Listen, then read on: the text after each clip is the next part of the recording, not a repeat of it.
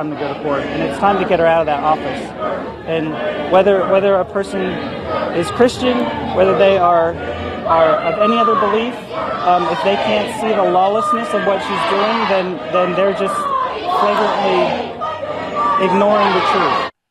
The First Amendment of the United States Constitution says that everyone in America has the right to practice his or her own religion, or no religion at all.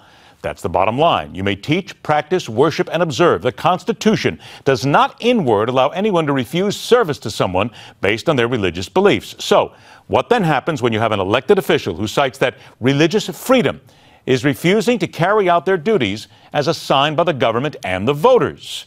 Let's dig in for facts. Welcome back to The Hardline. The Foundation Professor at George Mason University School of Law, expert on the Constitution, and author of The Once and Future King, The Rise of Crown Government in America, F.H. Buckley. Frank, I want to thank you so much for joining us. So let's begin with the very obvious question here. Does this woman in Kentucky have constitutional grounds, in your opinion, to refuse to issue a same-sex marriage license?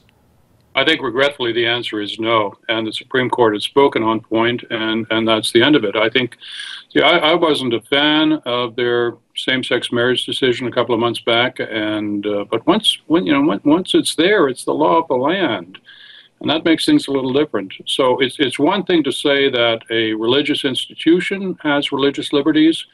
It's another thing to say that a court clerk can exercise those religious liberties in disregarding the Supreme Court decision on same-sex marriage. So I'm afraid I didn't regard this one as a difficult case. Can she use the phrase religious freedom to legally state, and again, against the backdrop of the Constitution, that she does not have to issue this license?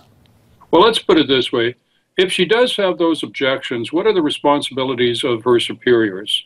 Right? They've got to enforce the law, and you've got one person who says, I'm sorry, I just can't do this. Now, I mean, I don't think that she should be prosecuted or fined in any way. That's just silly.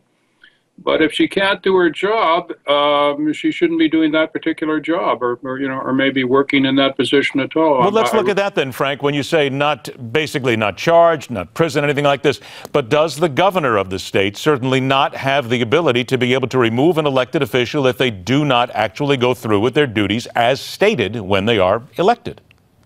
Yeah, I think that's the case. I mean, whether it's a governor or somebody closer down to her level, if she can't do her job, that's like somebody saying, I don't want to perform marriages on a Wednesday because I hate Wednesdays. It doesn't work like that. And ultimately, we're a nation of laws, and ultimately that means, much as we may dislike a particular decision, we got to live with it.